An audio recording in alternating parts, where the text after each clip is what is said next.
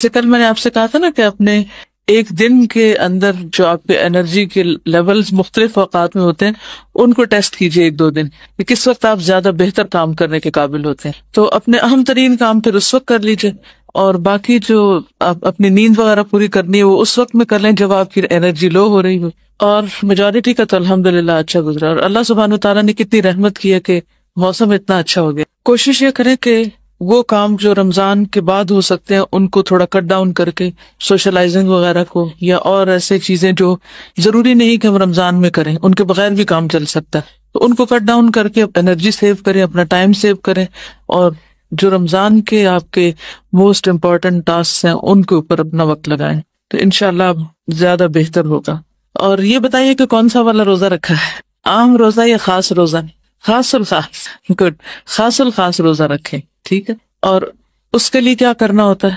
اپنے دل کو ردی خیالات سے پاک. ردی خیالات کی قسم کیا ہو سکتی؟ مثلاً ردی خیالات، کسی کے بارے میں سوچتے رہنا اور بیکار کی باتیں سوچنا، اور ایسے خیالات جن کا حاصل کچھ نہیں. ٹھیک ہے، ردی خیالات کی ڈیفینیشن کیا ہے؟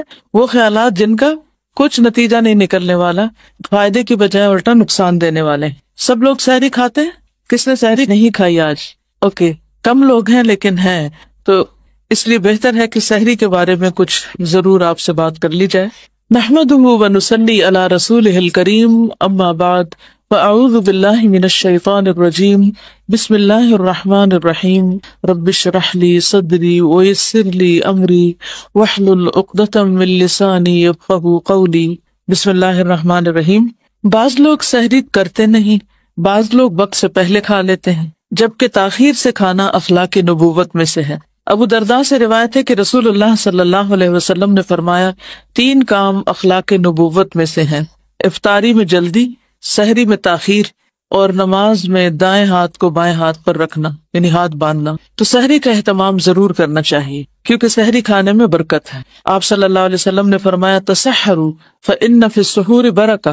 سحری کھاؤ کیونکہ سحری کھانے میں برکت ہے، یعنی تھوڑا بھی کھایا ہو تو انسان کو روزے میں پھر ویکنس فیل نہیں ہوتی. ارباز بن ساریہ کہتے ہیں کہ مجھے رسول اللہ صلی اللہ علیہ وسلم نے رمضان میں سحری کے لیے بلایا اور فرمایا، ہلم الی الغداء المبارک، آؤ مبارک کھانے کی طرف.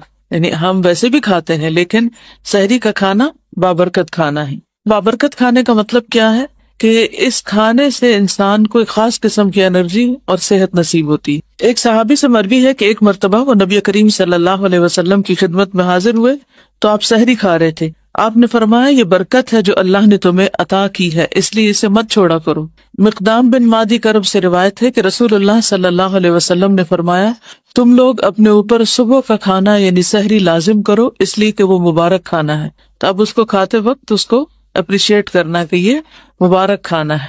سحری ضرور کھانی چاہیے، خواہ پانی کا ایک گھونٹ ہی کیوں نہ پی لیا جائے. بعضوں کا طبیعت نہیں مان رہی ہوتی یا راتیں چھوٹی ہونے کی وجہ سے بالکل بھوک نہیں ہوتی، تو ایسی صورت میں پانی پی لینا چاہیے. پھر سحری کھانے والوں پر رحمتیں نازل ہوتی ہیں. آپ کھا رہے ہوتے ہیں اور فرشتے آپ پر درود بھیج رہے ہوتے ہیں، مغفرت کی دعائیں کر رہے ہوتے ہیں، کیونکہ اس وقت یہ بہت کمی محسوس ہوتی ہے کہ اس وقت تو رات کا پچھلا پہر ہے اور استغفار قبول ہوتی ہے اور گناہوں کی بخشش ہوتی ہے، اور ہم کھانے میں لگے ہوئے ہیں. ایک ایسی گلٹ سی اندر آتی ہے، تو اس وقت تسلی رکھنی چاہیے کہ جب تک ہم کھا نہیں رہے تھے اور جاگ رہے تھے اس وقت میں ہم دعا کر رہے تھے، اور اب ہم کھانے کی وجہ سے دعا نہیں مانگ سکتے تو فرشتے دعائیں مانگ رہے ہیں. اس سے پھر انسان کے اندر ایک پازیٹیوٹی آتی ہے، خوشی آتی. کھجور بہترین سحری. کچھ بھی کھائیں لیکن کھجور کا 1 2 3 پیس تک ضرور لے لیں کیونکہ اس سے آپ کو انرجی ملے گی. اور پھر افطار کا وقت خوشی کا وقت ہوتا ہے. روزہ دار کو 2 خوشیاں حاصل ہوتی ہیں، ایک وہ وقت جب وہ افطار کرتا ہے اور دوسرے جب وہ اپنے رب سے ملاقات کرے گا. میرا نہیں خیال کہ کسی بھی کھانے میں اور کسی بھی وقت کھانے میں اتنی خوشی ہوتی ہو جتنی افطار کے وقت 2 گھونٹ پانی پی کر ہی خوشی ہو جاتی. تو اس وقت یہ یاد کریں، آج آپ کا ہوم ورک ہے یہ کہ افطار کے وقت آپ نے یہ بات یاد رکھنی ہے کہ ایک دن مجھے اپنے رب سے ملاقات کرنی ہے. تو جس طرح اس وقت مجھے خوشی ہو رہی ہے، اللہ کرے کہ اس وقت بھی مجھے اسی طرح کی خوشی ہو، میرے اندر وہ ڈر نہ ہو، خوف نہ ہو کہ پتہ نہیں اب میرا کیا بنے گا.